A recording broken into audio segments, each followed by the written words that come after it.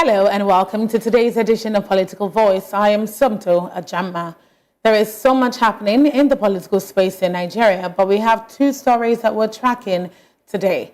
First, we'll discuss the Labour Party chieftain saying no Labour Party without Peter Obi, and then we'll go over to PDP urging Edo citizens not to be intimidated by thugs or criminals. Full conversation, most definitely, so don't move. Joining us here in the studio to discuss this is Mr. Lawal Ekundayo, an educationist and a public affairs analyst. Good evening, Mr. Lawal. Thank you for joining us. Good evening. Nice to be here. Absolutely.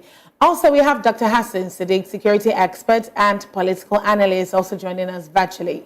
But before we get right into the stories, let's take a global overview of happenings around the world.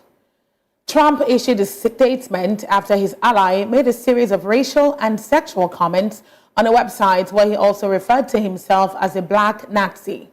Former President Donald Trump yesterday publicly denounced anti-Semitism hours after a report detailed how one of his allies running for North Carolina governor made a series of racial and sexual comments on a website referring to a story that did not mention Robinson, saying instead that Trump is focused on winning the White House and saving the country, and that North Carolina was a vital part of that plan.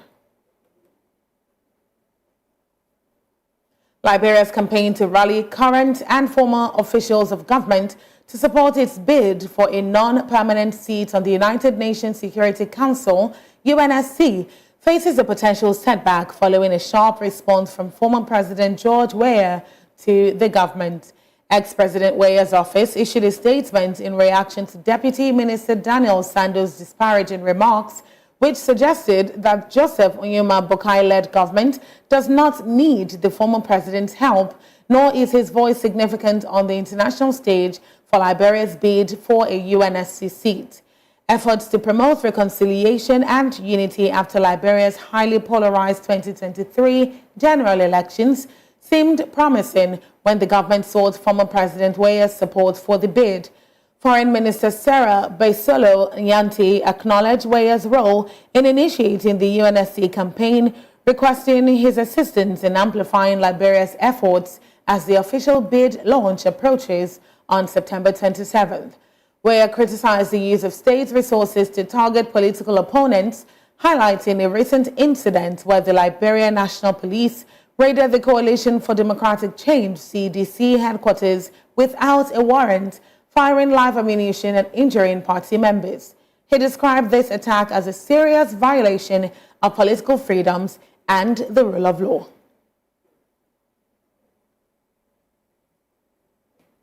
We will now go on a short break, and when we return, we'll get right into today's topics of discussion. Stay.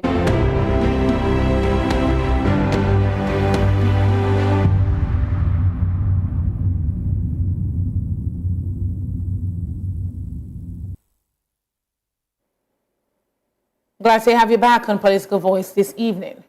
The former House of Representatives candidate of the Labour Party LP in Anambra State, Prince Okonkwo, has reaffirmed his unwavering support and loyalty to the party and his support for Peter Obi, declaring that the Labour Party cannot exist without Obi's leadership. Okonkwo, who ran as the LP candidate for Ihiala Federal Constituency in the 2023 general elections, made this declaration in a statement he personally signed yesterday, reacting to rumors circulating on social media that he participated in a press conference organized by the embattled national chairman of the Labour Party, Julius AB. Okonkwo dismissed the claims as baseless. He also clarified that he was neither invited nor attended the press conference, which took place in Abuja while he was in Kaduna State attending to personal business. Addressing his relationship with Obi, Okonkwo noted that the long-standing friendship predates the 2023 elections. He asserted further that Peter Obi remains the face of the Labour Party in Nigeria, and any attempts to undermine their bond were futile. To a large extent, this particular subject concerning Prince and what he's saying about the party, saying that Peter Obi remains the Labour Party leader and that Labour Party cannot exist without Obi's leadership. Now, this is a statement that has recurred time and time again. particularly in light of the contention, I'm not sure what the right word is now, between, centering around Julius AB's leadership. And the popular view is that Obi is the leader of the party because he's the most influential person in the party. Of course, that's aside Alex Oti, that's the Labour Party governor of Abia State. What are your thoughts on that? The leader of the party? Actually, Obi is very influential. We know that. Obi, when he came into Labour Party, he elevated the popularity and the stand of a Labour Party. That is good. You get it? Obi is a powerful voice. You get as Obi, you get because he's a very popular flag bearer that people believe in him, his vision and everything. But he may not necessarily be the leader. There are two things. So all these things can cause a lot of some kind of friction among top people in the party. You get it? So the most important thing is for people to be more political. That you focus on how you can make Labour Party a formidable party, not unnecessary distractions that can cause frictions among the leaders. For example, we know that Obi is very popular, like we said. Yes. Is like a voice for the party. And when Obi is speaking, like an opposition, it's like the party is speaking. But still, we have the party leadership. And that too must be respected. So that we don't have unnecessary friction. Like somebody, okay, because this guy is now overrated, is rated, he may want to take my position, he may want to, you get it? So, because now people are looking for a way out from what is going on in this country. Everybody is looking for a way out. Because we know that the direction the country is taking, the leadership of the country, the incumbent is taking, is a direction that is not favorable to the people. So people are looking for alternative now. And Obi is a very powerful voice when it comes to that. People are looking at him that, okay, this guy could. So we don't want unnecessary distractions for the people. Let the party or anybody who is speaking for the party, who has the interest of the party at heart, focus on what is on ground to make the party a formidable party that people can rely on, and to focus on Obi as the flag bearer of the party. Those two must be respected. Question. Is he still the flag bearer of the party? I ask this, I understand that face, but I ask this specifically because according to Abure at that press conference where he mentioned that the automatic candidacy for presidency and governorship have been withdrawn from Peter Obi and Alex Oti respectively, you remember where he said that, right? So is Peter Obi still the Labour Party flag bearer and presidential candidate for 2027? Now, there are two things to it. Okay, go ahead. We have the official one and the unofficial one. The official one is the one that the party presents. The unofficial one is the one that the people present. You get it? So if the party wants to move forward and actualize their goal, they have to look at the voice of the people. You get? And that is what the people are saying at this moment, that this man, with his popularity, his integrity, to them is still the flag bearer of the party. So who are you going to present that's going to be as popular as this man? So if you are thinking of presenting somebody else that is not as popular as this man, you may lose points when it comes to the public support. Yes, the public support. So as of now, the people who are going to vote, because this is not a dictatorship system we are running, it's a democracy. And when it comes to democracy, it's the majority. And when it comes to the majority, it's the voice of the people. You get? So as of now, we are already into second year in this administration. In the next year, 1 year, in the next 2 years, we'll be having another election. So who else is as popular as this guy in that party? And he has shown his commitment to the party. You get it? By saying he's not going to leave the party, even though the party is having crisis, internal crisis, yes, he's still committed to it. And people are looking at that. So that's why some people say that he is the voice of the party. Of the party.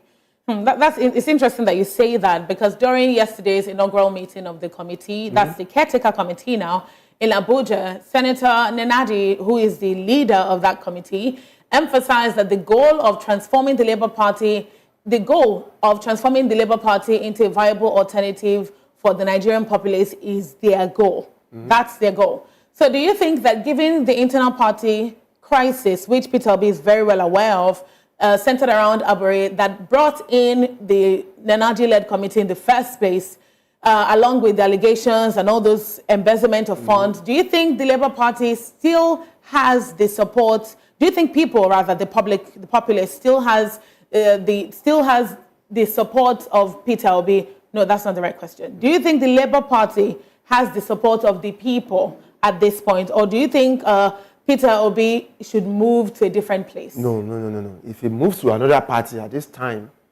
it will affect his credibility. But will his supporters go along with him? That's the problem. That's why I said it will affect his credibility, because they will see him as a political prostitute. You get it? And the opposition will use it against him. There's an internal crisis, fine. It's still a minor crisis. You get it? And can still be resolved before the election. Okay. That's why people say that Obi, you get it, because of his credibility. People are seeing him, not the party. They are seeing as his personality at the moment. You get it? Like his personality. Okay, we are looking at this man, his personality. But don't mind you, there are oppositions. Of course. And everybody's looking for loopholes. You get it? Strategies to be able to, win people to themselves and discredit the other party or the other person. So that's why you have to be very careful of what is happening. But as of now, it's still a minor. All those major parties are having the same crisis that Labour is having. They are having the same crisis. PDP is having its own. Even APC is having its own, because some people, prominent people in APC, are coming out to say that they are not okay with the policy of the present administration. You get, so all of them have their own internal crisis here and there. You get, but that should not dissuade the Labour Party. In fact, now they should be thinking, and I'm wondering why they have their committee, public what do we call it? The spokesperson for the party, a committee for that. I forgot the name they call them. I expect them to be speaking more politically of what is going on, because it's always Obi that is talking, and people see him as the voice of the party. That's why some people see him as the flag bearer.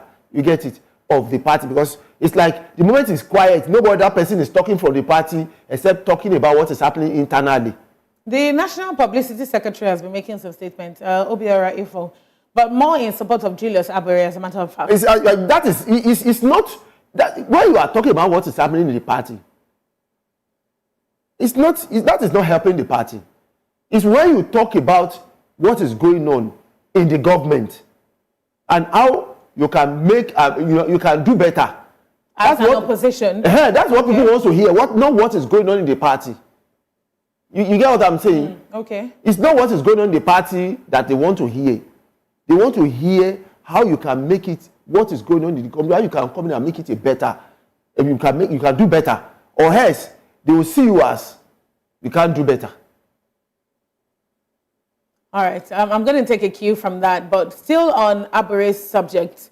At the same inaugural meeting of the committee in Abuja, Peter Obi said through his running mate, Dati Baba Ahmed, who was the spokesperson at that place, talking about Julius Abure, urging Julius Abure to work with the LP caretaker committee, and clarifying that his removal was not political but constitutional. So they're saying they want him back, that they have roles for him to play. In your opinion, is Abure going to accept this olive branch, if you please, and make peace with the party so that the party can build new leadership, even if that leadership is not him, obviously? See, I don't know why some politicians are like that. Anytime something is not going your way, you see it as some people are against you, or maybe it's a get back, and then you want to get back at them. It should not be like that. This is a party. When you have crisis, you try and resolve it because you have been coming a long way. So if you are removed and it's constitutional. Of course, some people have been removed for you to be there.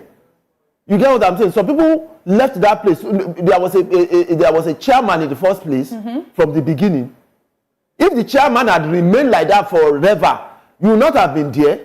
You get what I'm saying? So this is soldier go, soldier come.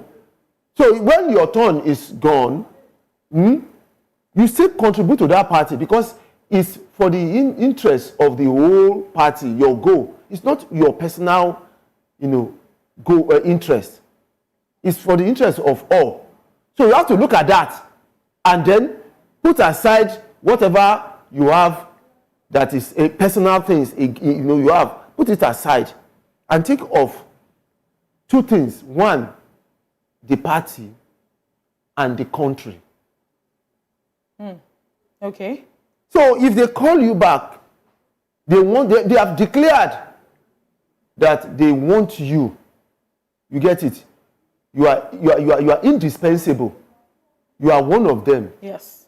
They have extended an olive branch to you. You get, you accept it in good faith. What has happened to you, it will happen to somebody else because it's constitutional. It will also happen to somebody else. That is how the party moves forward. If you have any other thing, then move for, you write constitutional and you write to the committee to make effect in the constitution. That's the way it's supposed to go. You get it? This is the interest of the country at the moment because no matter if you are doing fine, every other person around you may be complaining. You have your children attending schools, you have your wife going to market, you have a fuel to buy. So everybody around you are feeling the bite. So you have to listen to their cry and put aside any personal thing and think of the interest of the country as the priority. But you also recall that Julius AB has filed a suit against the Labour Party contesting his leadership and saying that the National Working Committee is still he wants them to confer legitimacy on his National Working Committee. Does this sound like accepting an olive branch or attempting to make peace? See, they have extended an olive branch. You wanted. He filed this suit before this statement was made. Yes, I just have to point that out. No, yes, I know. So you have filed it. They saw that no, we can't fight you. You get it? We are not interested in fighting. Okay. So that's why they are extending the olive branch to him. You get it? That means that is respected. That means the people in the party, the leadership of the party respect him. You get it? They respect him. So they are telling that we don't want a fight with you. You get? We don't want to fight. We don't want to fight. We don't want even anything to do because we want this thing to be a family thing. Let's resolve this thing. You get it? Internally. Let it be a win-win thing. You get it? Okay, they have removed it constitutionally. You are not happy. You went to court. They are extending your leave branch to you. They want to bring you back. You get it? To be part of them. You get? You still have a leadership role to play in that party. That's why I said we should put aside anything that has to do with your personal feelings and think about the interest of the country. Okay. The Labour Party's former vice presidential candidate, Senator Dati, still at that meeting said that the Labour Party would build on its successes, which is where you're coming from, would build on its successes to secure a majority in the National Assembly and win the presidential election. Now, we never really talk about the National Assembly. Everybody is usually focused on the presidential election itself, particularly when Peter Obi is included or Peter Obi is involved. In the larger conversation, it's majorly focused on his stance or his stake as president. What now becomes of the National Assembly? So they're saying they're working on that. What do you think the party can do better that they didn't do the last time to secure majority of seats in the National Assembly? See, in fact, I'm not happy with what some oppositions or most of the oppositions are doing in the Assembly, National Assembly. I'm not happy because when you are in the National Assembly and you are not in the in the ruling party, automatically you are in opposition. You need to be voicing out. You need to be doing a lot of analysis of what is going on. You get it. but they just go along with everything that is going. That's why people are seeing Obi as a flag bearer, because it's not even in government. We have people who are in government who are first-hand in constitution, whatever, and they are not speaking. They are just quiet like that and just dry. But that seems to be the stake of even the Labour Party members in the National Assembly. Quiet. That's what I'm saying. They are not just opposition. They are like part of the ruling party. You get? That's what the leadership of the party is supposed to have been. They're supposed to reorient and re-educate those people instead of creating all these internal issues. They're supposed to find a way to reorient the people they have in government so that they can become the real opposition that is supposed to be. Even those governors, you get, those governors supposed to be a serious opposition. We are not hearing anything. They just flow along with everything. They just flow. So, and that one is weakening the integrity of the party. That's why some people are looking at Obi as the party. Because every other person have dried out. He can't be everywhere. That's what I'm saying. He cannot be everywhere. It can't be. He's doing his own. He's talking. The government is focusing on him. That's why he's being very careful. Else before you know, they'll just go and maybe pick him up and then begin to, you know what I mean now? You know how it goes. So that's why maybe he's being careful. But the others who are actually in government, who have some political, some constitutional power, are just being, static. So this is something you think that they can do better? Yes, they're supposed to run around. We're talking about securing more seats now in the National Assembly. Because now people say that, okay, what about, look at the people you voted for as opposition, what are they saying? So that is also affecting the integrity of Peter Obi. Because they will say, what about if we put him there? Will it not be like any other of those houses? Because look at what they are doing. What are they doing that is different from what others have been doing? No, it doesn't bring credibility to the party. Even if Obi is not in the party, it will seriously affect the party because it will drop down. Now, the one that is actually speaking, that everybody is focusing on, is not in the party anymore. So what do you want to present? What joker do you want to present to the people? Who? What? Gone. You get it? So the party needs to rally around. You get it? Be more formidable. Set up a committee to reorient these people. You get it? That no, as opposition, this is what you need to be doing. You get, divert attention to them. We are not hearing, you are not speaking. You get, maybe a bill. What did you say about this bill? What did you show them what is going on in other countries like Britain, maybe in America too? Let them see what is going on there. Show them video, show them what is going on. See how, since Trump lost the election, you can see that he has never kept quiet. He's been very vocal. Yes, look at people in the House. The Republicans, see how vocal they are. See how vocal they are. Even in Britain, the same thing. If you see the way they do their own parliamentary, you find it very interesting. It's not, you go there, it's hot seat for all of them. You see the way the Prime Minister is always on his toes. You see the way the opposition are always lashing him with every now and then. He has things to defend. He has things to defend. That's why the country is moving forward, because the opposition puts the government on its toes. And this is important because, I mean, the president is the point person. Everybody knows that. But it's the National Assembly that's responsible for bills that will affect the people at the grassroots, the people who voted that same president in.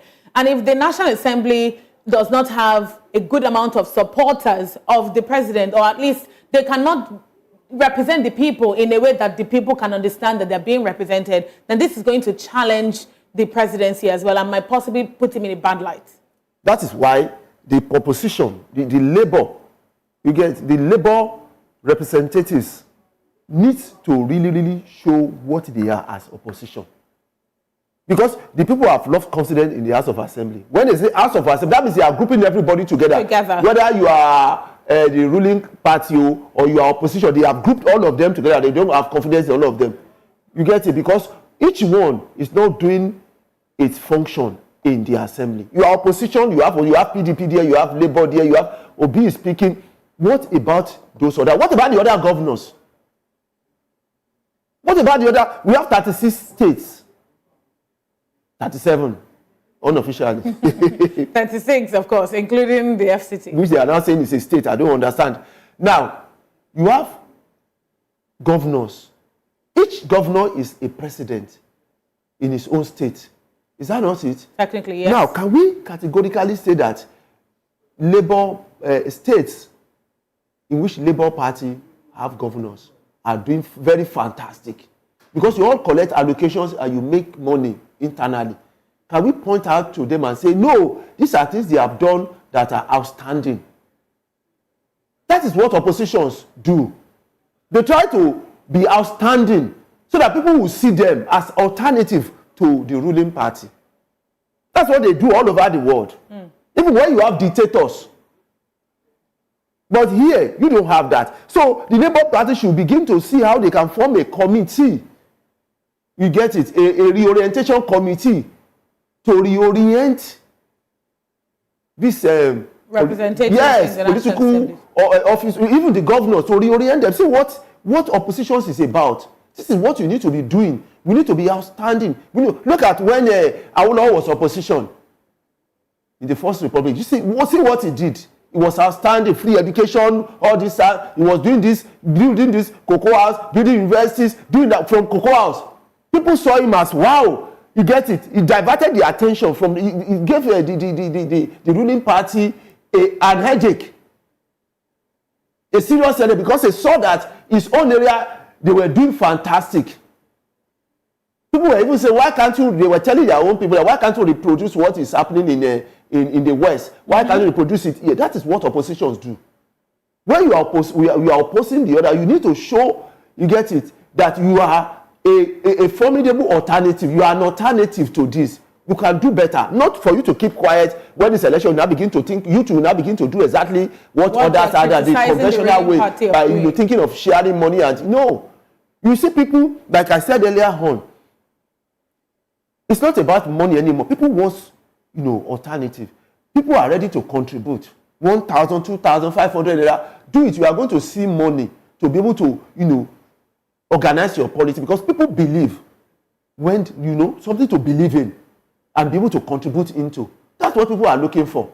All right, let's take a moment from that. That's very valid. But speaking about elections, which is, of course, the bigger conversation when we're talking about Peter Obi and the Labour Party, there are new reports that INEC has refused to recognize Nenadi's 29-member caretaker committee as authentic Labour Party national executives, because INEC insists that the process that the committee took was unconstitutional and cannot be defended. And this is because no member of the Julius AB-led National Working Committee showed up at that Umuahia meeting to give the meeting, according to them, some form of legitimacy. Now, how big of a problem is this for the Labour Party, especially where elections are concerned? Now, this is valid because you recall that the March convention as well, the one that happened at Newi, was also not recognized by INEC because they said that was against the Electoral Act at the time. So if this is also unconstitutional, then what's the difference between this committee and the one that they're saying is not valid, the one led by Abure? The thing is this. The internal crisis is giving the opposition, the ruling class, opportunity, you get it, to further, separate them. That's what I see. How? Because this is an internal thing. This is an internal thing. Now, Abure has gone to court. The other people set up a committee. So you have opened a crack for your opponent to take advantage of. That's why you see INEC coming in to continue to hammer on some things like this that are internal things.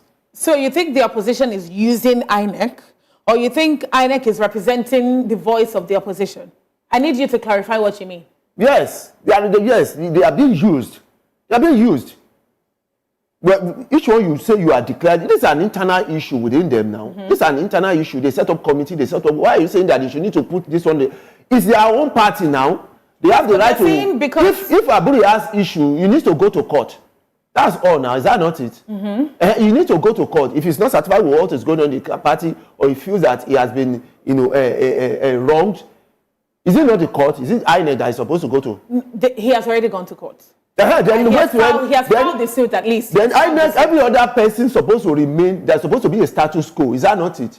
Yes. But so why are they coming out to say that it's invalid? Where there is a court, it's already in court. So everybody's supposed to maintain status quo now and wait for the court to make its declaration. This committee went to INEC on the 6th of September seeking to be formally recognized as to be taking over Julius AB's National Working Committee. And when they got there, this was the feedback that was given. At least this is the response that INEC, a source from INEC has said. This is not INEC stating out this, but this is a source from INEC saying that because Julius AB, no member of that committee. Is it of what do you mean by source? No member. Now, I'm sure you understand what I'm saying. I'm very sure that you understand what I'm saying. So it's unofficial at the moment. That's why I said there are new reports. Yes. That's how I started. There's the new reports that are saying this, but it's whether or not it's valid from INEC at the moment. It is something to consider. It's something to consider because if INEC says officially that this is invalid or it's unconstitutional, then how does this affect Labour Party when it comes to elections? Because if INEC doesn't validate you, then there's a problem. If you see, everybody is subjected to the law. Of course. So yes. So everybody is subjected to the law. So if INEC did not validate them and the party believe that they have done what's supposed to be done, they have followed due process, of course they will go to court. But my headache is always that the court can still be used. They will just delay the appeal and everything until the whole election is gone before you now get the verdict. And can you return the election? No, that's a big concern. Okay. That's a big, yes. So that's the issue. Now, Aburi is Labour. The committee is Labour. Yes. So this is an internal issue. So anyone who feels that he has been, wronged will simply go to court. Is that not it? And the court will now tell us what is going on. But at that moment, everybody will maintain status quo, wait for the court. That's why those what I extended olive branch to him, that we should not use our personal, desire or whatever we wish to overcome the goal of the party. Let us break this party. Let us cut crisis because we have something, we have a goal. Bigger fish to fry. Yes. So that's why they extend olive branch to him. All right. Hopefully he accepts that olive branch and there really can be a resolution within this party because it's counterproductive if there's an internal party crisis and there's all these allegations floating left, right, and center. And the election is coming by everybody is looking for alternative now, and we're already having issue with the. That's why Peter Obi, you get it. I like the way he's playing his game. It seems to, he doesn't get involved with what is going on. He doesn't get involved. He doesn't get distracted. He focuses on that vision and being that opposition. You get whatever is going on within the party, they should just go. So it's not distracted. So there's that dissociation. That dissociation is helping him. So anytime somebody tries to carry something to him, people say, no, it's not involved now. How do how is it involved? He doesn't even get involved at all. He's focusing on. So that really helped him a lot. Like the former allegation that was presented on him that he brought some Aisha to embezzle. You know what I mean? Yes, I understand you. You see that allegation could not go further because people saw the disconnection that this guy is not involved in whatever is going on in the party. He doesn't influence it. He doesn't bring anybody. He's just focusing on his own side. And he leave the party leadership to focus on resolving the crisis, whatever is happening in the party. And it's really helping him. I didn't think he has been distracted. That would have been a challenge. They would have used it against him. That he wants to be a godfather. He wants to present he's a godfather. He presents social person. You get it? I would have affected his credibility. Well, at the moment, he still seems to be credible, at least according to public perception. And let's see how long that lasts for in view of 2027. But away from that, there's something that is closer to us aside 2027, which is super far away. Tomorrow, September 21st, is the Edo State governorship elections. And this is a big hot topic. This is a hot topic right now. The PDP has charged the people of Edo to come out en masse to vote tomorrow at the governorship election and treat anyone who attempts to disrupt, manipulate, or rig the poll as a criminal. The PDP charged the people of Edo to defend themselves by confronting and resisting any attempt by fake security personnel who are reportedly being deployed by the APC to abduct innocent citizens, snatch ballot boxes, and disrupt the election. I'm sure you've heard about it. PDP's directive is further predicated on the alleged plans by the APC to dress its thug allegedly imported from Imo and Kogi states with fake police and military uniforms and infiltrate, the security agencies to unleash violence on innocent citizens before and on the election day. Now, there's more about this, but in line with this part I just mentioned, the allegations by the APC to import people from Imo and Kogi states to dress as fake security personnel, and the charge by the PDP to people to defend themselves. Can one predict that this just might mean violence at the Edo State governorship elections tomorrow? That's it now. I don't say it's going to be violence, because something like this has happened before during the second term of Obaseki. And the people of Edo State stood by their mandate, you get, and he won. Did they violently stand by their mandate? No, there are two types of violence. So explain. Yes, there's a conscious violence, there's a physical violence, there's political violence. So conscious violence means you are ready to take, consciously what you believe in. You get by force without being, allowed to be eroded. That's a conscious violence. You are trying to, you are ready to reject, mentally, anyone who tries to manipulate your intelligence. Which is what the National Publicity Secretary is saying. Yes. He's calling it democratic resistance. Though. Yes. So that is it. Somebody can come and begin to try to induce you with money. Somebody can come to try to induce you with material, or maybe create a fear into you, or you know what I mean now. Maybe try to threaten you. Some like they will say to intimidate you. Yes, threaten you, intimidate you. If anybody come out tomorrow, we are going to deal with that person. Don't get so that is violent, consciously work trying to suppress your own intelligence and create fear in you. So you have to be focused and be able to protect what you believe in violently, mentally, or not. I'm saying not physically. Exactly. Mental that's the violence here.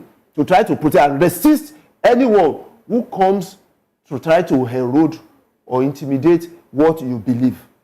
In line with these same thoughts about thugs coming to fake as security personnel, police and military, Deborah Ologwangba, who is the National Publicity Secretary I just spoke about, called on Inspector General of Police, Egbeto Kon, to provide designated ID badges, identification badges to police and other security personnel that will be present, just to distinguish them from anybody else who wants to be fake on that day. Is this not something that one would have expected that they would have done?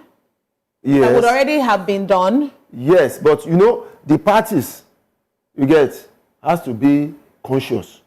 They don't have to take chances. Maybe they have seen something, that's why they are saying, no, we are insisting. Yes. Maybe they have heard about something. Yeah, they heard what they are saying. Yes. In the first place. So what IG needs to do is to, do the right thing. I wonder why we are still using this backward system. I don't understand why we are using this backward system. We keep falling. We keep falling.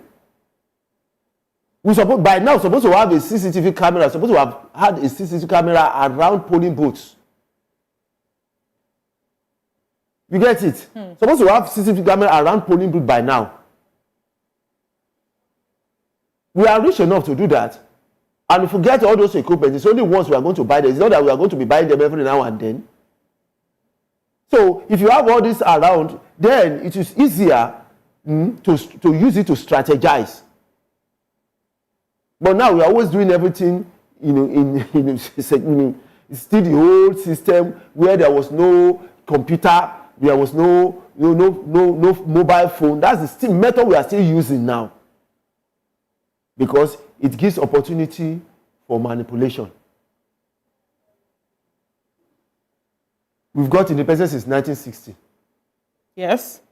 When in that 1960, there was no laptop, no phone. The same time America, Britain, and some other countries, you get it, got their own communication. It's the same time we got it. But look at the level they have gone into. They have it installed inside where you are going to vote. Just to caution, just to prevent things like this from happening, yes, to have evidence in case as credible as possible. So make it as credible as possible. And yet we are still using that old system that these countries have forgotten long time ago. We are still using it, and we are still using it because it's an avenue, you get it, for manipulation. Now, if you have this city camera around, like I said, you are going to buy it once. It's not something you are going to be buying every year. You are going to buy it once. And when you have it, you can reuse it again, and you use it just like your laptop. You can use your laptop for the next 7-10 years. Nothing will happen to it. You can reuse it and reuse it again. So anytime we have election, we just install it where we need to install it. And then it will monitor everybody there.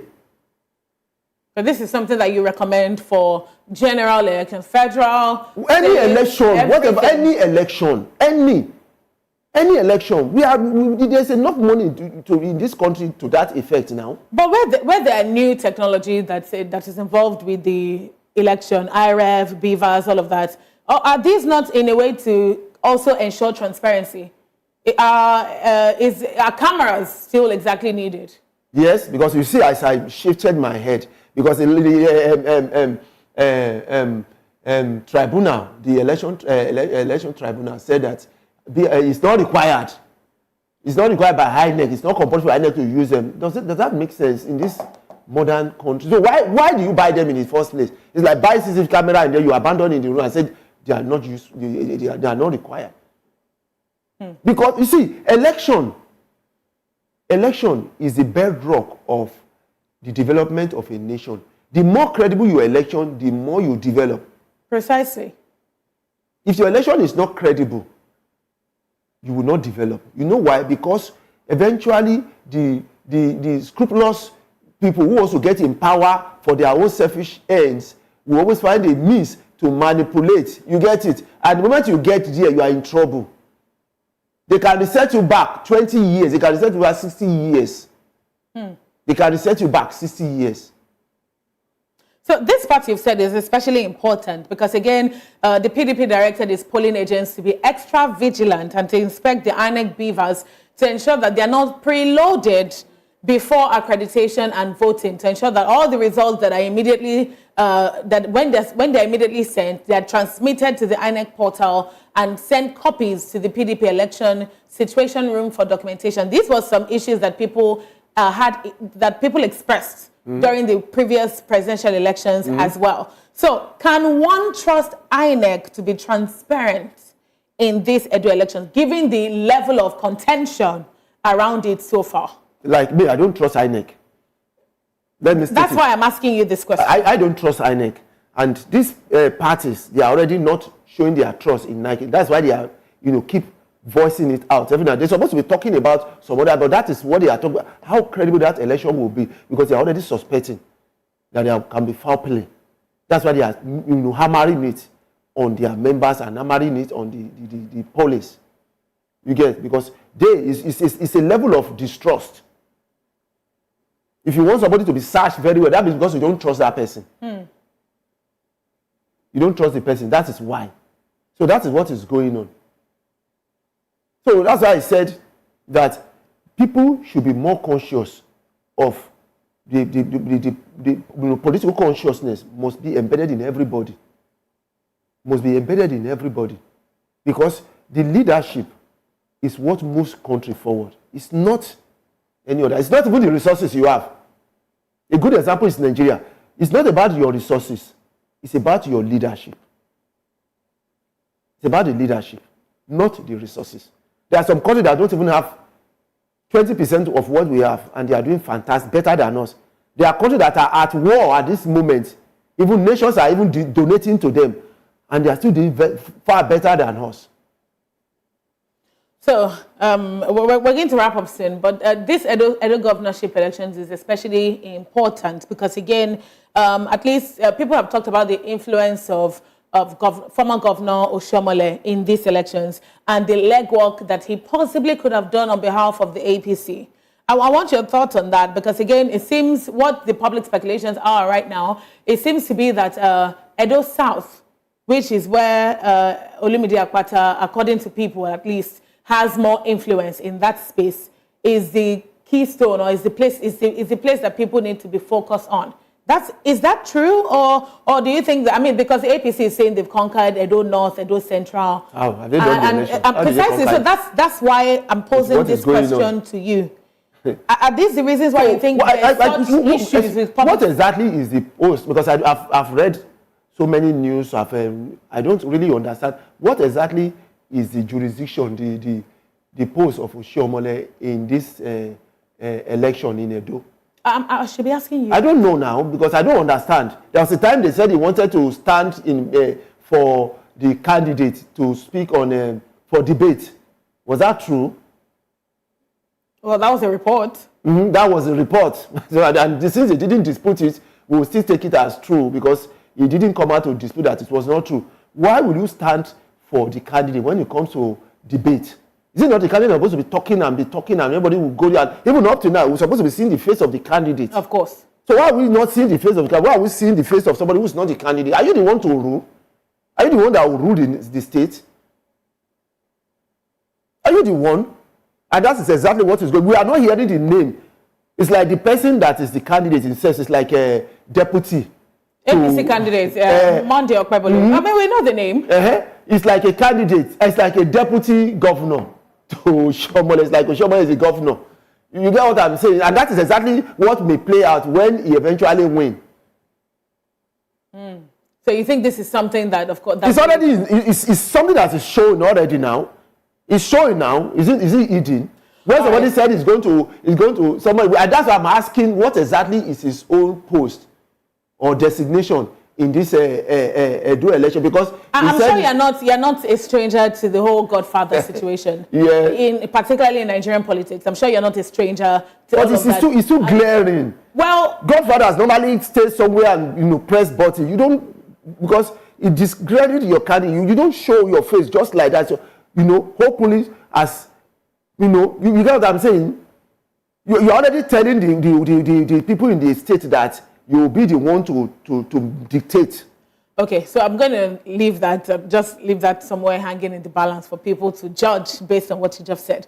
But finally, we don't have much time, so we're going to exit now. But I want your thoughts on who you think is going to win the election. The Edo people, they have proved themselves once. So let them prove themselves twice now. Are you saying the Edo people will win the election? Yes. I believe that they have done it. There was a time they said they don't know Lagos. I heard that story. Of course. Maybe they will do the same thing now.